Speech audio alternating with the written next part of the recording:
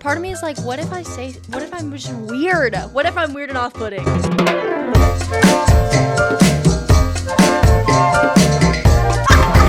is gonna be so good. I've never done this before. Let me just start with that. Never done this before. I bought this microphone. My best friend of like 14, 15 years now is sitting in the room with me, so it's a little awkward, but she's here for moral support. I like making content and I like talking about content, so I figured why not make a podcast? So this is it. Welcome to the Pickle Jar. This is What's the Deal? I'm your host, Mackenzie Pickle. It's going to be a podcast where we relish in some, get it? It was a pickle pun. I'm so sorry, but you're going to have to get used to it. This is the podcast where we relish in some sweet film reviews and we talk about life. Basically, it's just me talking about whatever I want, and I'm reviewing what I want. But if you have something that you want me to review, movie, TV show, thing like that, I'd love to check it out. I love hyperfixating on things and learning a lot about them, especially when it comes to film. A little bit about me, just so you don't think I'm crazy and delusional, which I am, like, you're correct. But I graduated from college with a degree in English. My concentration was film, media, and culture, so I learned how to analyze, study film. I wrote a bunch of essays over different films, analyzing them with literary theories and other film theories, stuff like that. I also watch a lot of movies, but I am that type of person that, like, if you are like, oh my gosh, have you seen this movie? It's probably no, because I watch either really mainstream stuff or really niche stuff, so it just depends.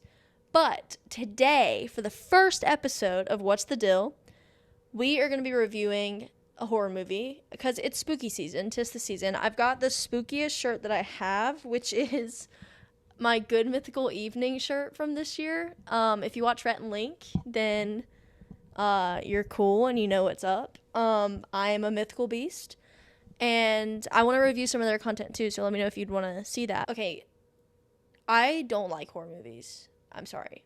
Not that I don't like them, I just get scared. I don't like getting scared. I do like a thriller. There is a difference. If you don't think there's a difference, there is. I'm not going to go into the difference right now because I also can't think of it on the top of my head. But I know for a fact there's a difference. But today, I thought, what better film to review than Jordan Peele's movie Us from 2019. I love this movie. It's one of my favorite films of all time. And I wrote my senior project on it for college, actually. So I was like, what better film? I have my laptop here because I have a few points that I want to cover, but I want to talk with you guys and actually review it like we're talking together about it. I do want to give a quick disclaimer. This review is just my opinion. I am not an expert. I mean, I said I have a degree. Like, I don't know everything there is to know about film. So this is just my opinion. I am not trying to say that I know the exact meaning of the movie or that I have all the answers, because I don't. I'm simply just saying what I got from it, what I thought about it, and I also want to share some of the research that I did regarding my little film analysis thesis project, whatever it was, my senior year of college, because I worked really hard on it. It was 18 pages, y'all. 18 pages. Like, I'm going to share it with more than just my professor. I got a good grade on it, though. I got an A, so. Anyways, let's jump in.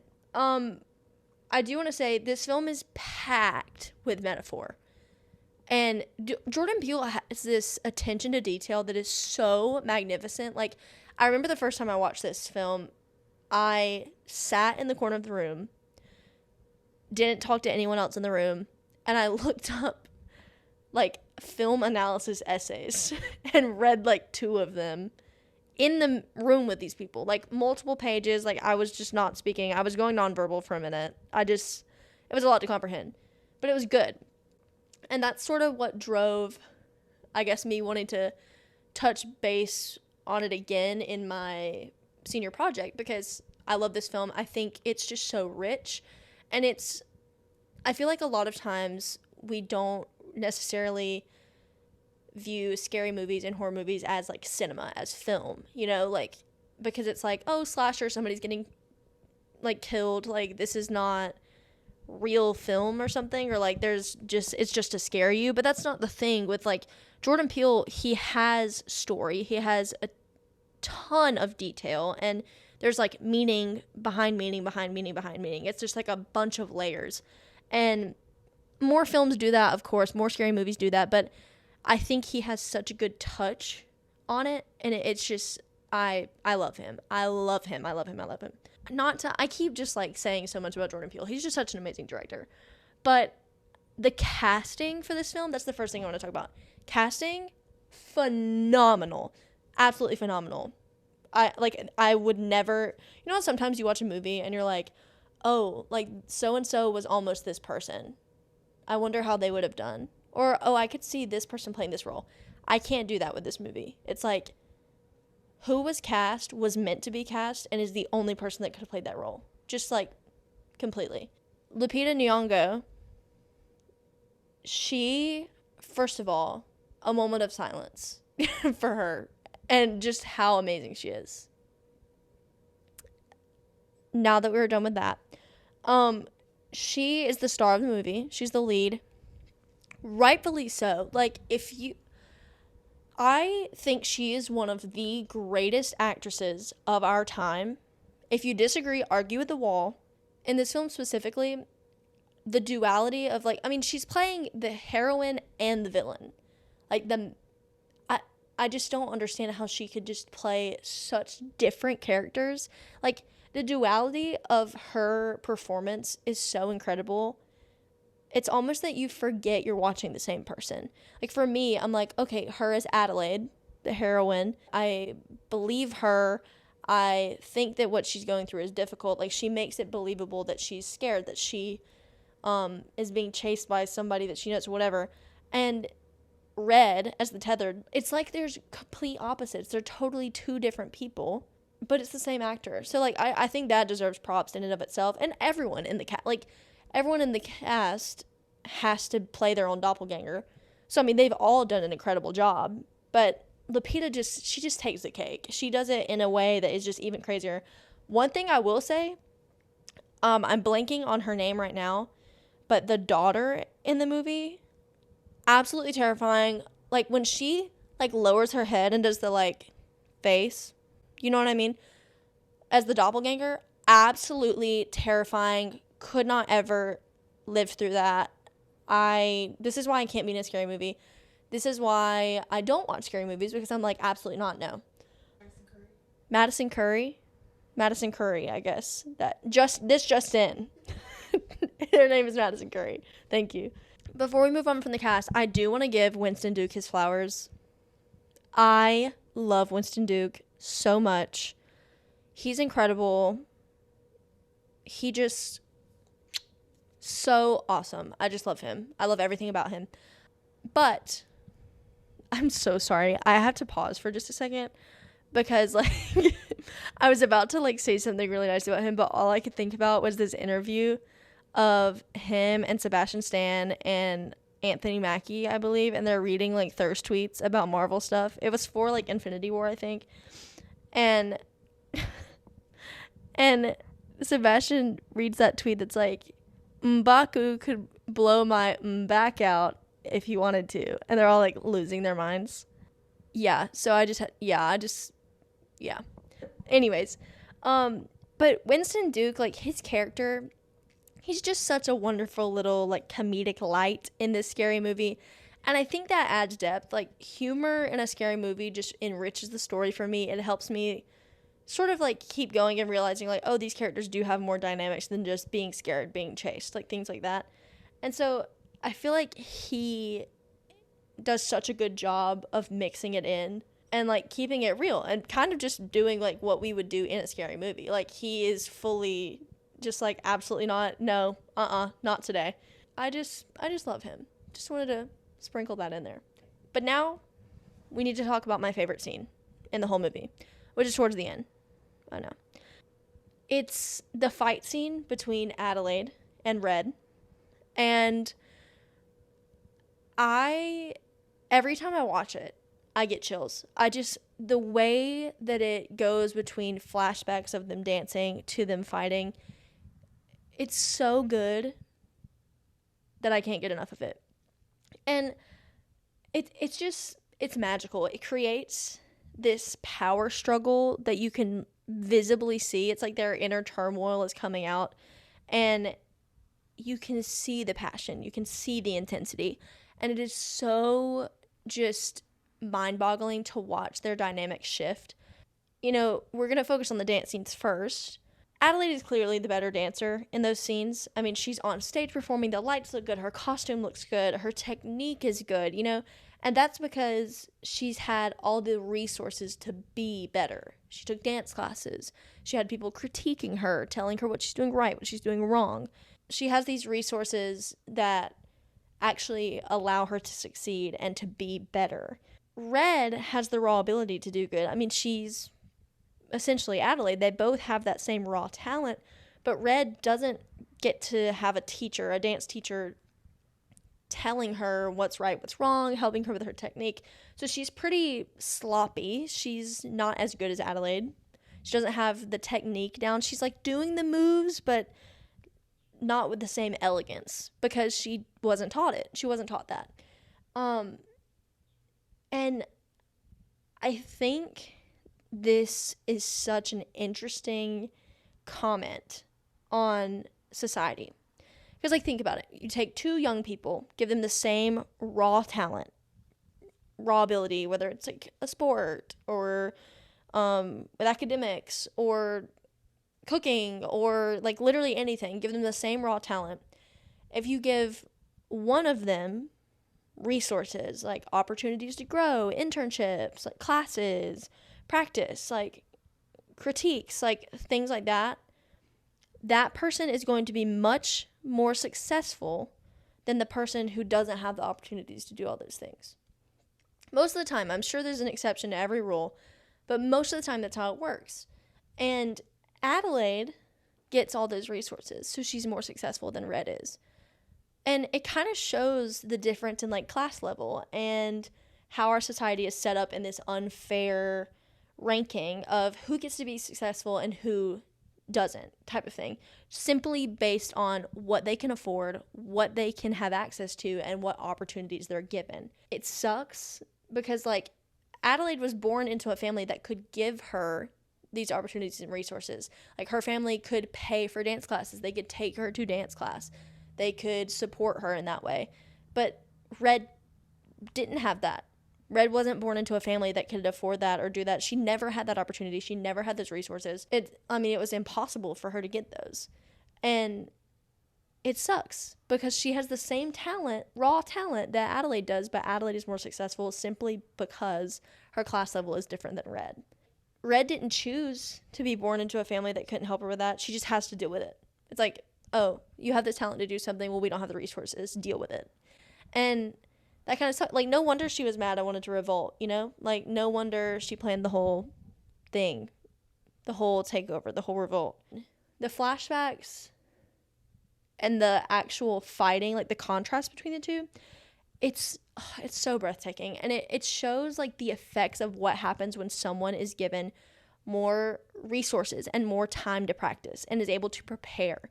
So, like, the dance scenes show that Adelaide's more poised, she's more elegant, and it shows that Red is sloppier, she's messier when she dances.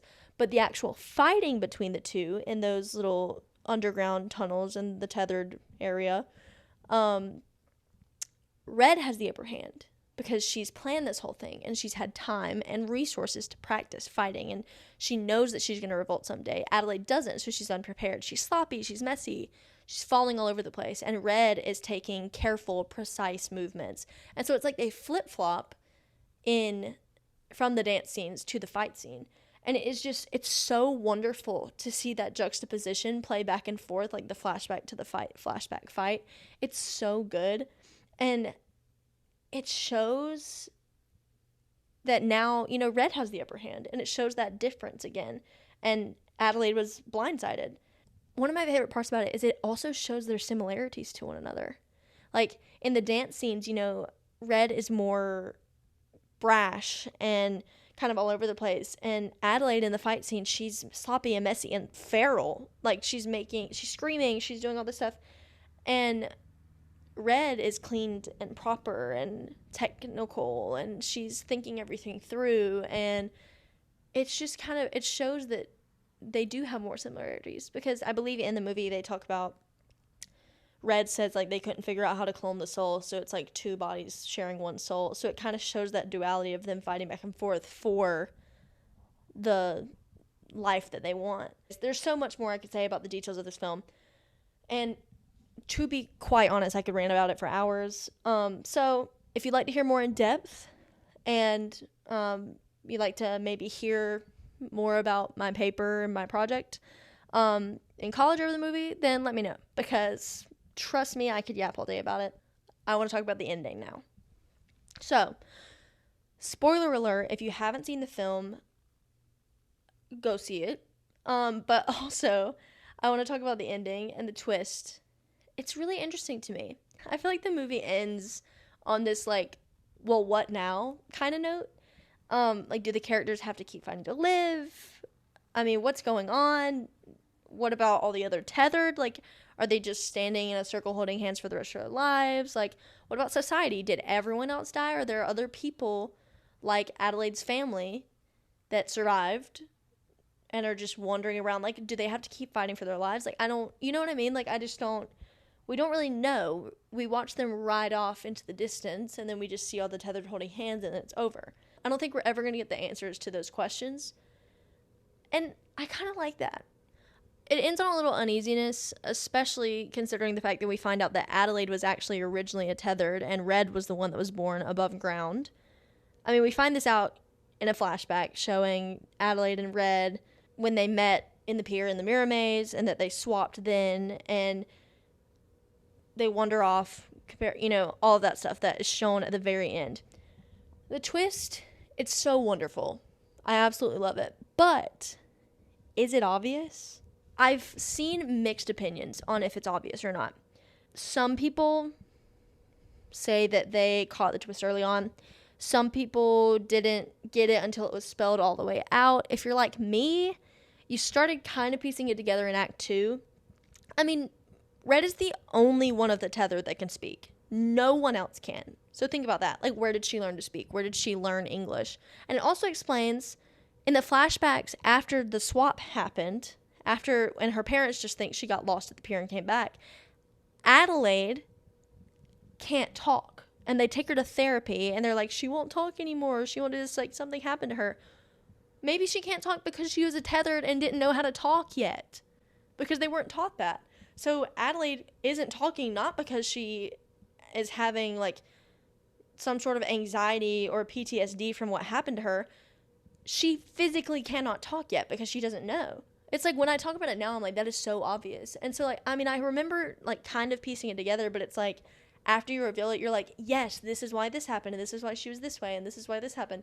When I was rewatching the film recently, I caught on to some more stuff, too. I mean, even the beginning with the Hands Across America ad, that's where Red got the idea from, because she watched it on TV, and they swapped, and then she was like, you know what, I'm going to make a scene. She has the Hands Across America t-shirt. There aren't TVs down in Tethered Land where Red was, So she had, of course she was above ground and then got taken underground. And also that makes sense as to why the Tethered all viewed her as the chosen one. If you remember that in the film, they kind of talk about that. They said that there was something special about her. Well, there's something special about her because she's from above ground. She's not one of the Tethered. Her life was taken from her, which explains also why she's so angry and why she created this whole revolt, because she knew what she was missing out on. And I think that this twist is so good. I love the twist. And frankly, if I'm honest, I don't think this film would be what it is without that twist. I don't think it'd be as good, because the twist gives it way more intensive a meaning and way more intensive motivation for why Red would do all of this stuff. And it's just, it's so good. And it makes that death scene so incredibly emotional as well between them. It's so raw, and it's like, it's disappointing, but it's also like, it's watching, I guess, oneself also dissipate and go away. So overall, I think that this movie gets a solid 5 out of 5 stars, which makes it certified delicious. Forgive me for all the pickle puns. Okay, I know they're cringy. I know, whatever. I've heard them my whole life. Okay, so I'm just gonna lean into it. In all seriousness, though, this movie should be on your Halloween watch list. It is just so good. It's that perfect mix of scary and story and humor. There is some humor in there. Wow, first episode. We already have a glowing review. That is so... Look at that. I wanted to start off strong with one of my favorite films just because, I don't know, I just think that's a good episode. You know, that's a good first episode to start out on, is to have a glowing review, something that I really appreciate. You guys can get to know me. I want to do a mixture of new stuff and old stuff, and just like content on my favorites list and watch list, stuff like that. If you have any specific requests, anything that you want to watch together, anything you want me to review, it could be a movie, a TV show, even some YouTube content, that would be great. Like if someone does a short film or YouTube series on there, like let me know. I'd love to review it. Before we go, I want to do a little segment I like to call Pickles Picks, where I will be recommending something that I've either been listening to, watching, or reading lately. Let's be honest, I don't really read that much. I'm trying to do better about it. It'll probably mostly be listening and watching, but who knows, maybe I'll throw a book in there every now and then. My recommendation for this week is an old classic. It's nothing new. It's the song Something Stupid by Frank Sinatra and his sister Nancy Sinatra. This has been viral on TikTok, the little clip of it. It's like, and then I go and spoil it all by saying something stupid like I love you. The clip of Jennifer Lawrence singing that in that movie Joy, I haven't seen it, but that clip has been stuck in my head so much, so I've just been listening to the song on repeat. So definitely give it a listen. Thank you so much for watching and or listening, however you decide to tune in. I really look forward to this new journey. I'm super excited. This is something new for me, and I'm just excited to see where we go. It's time to close the jar. So I'll see you next time.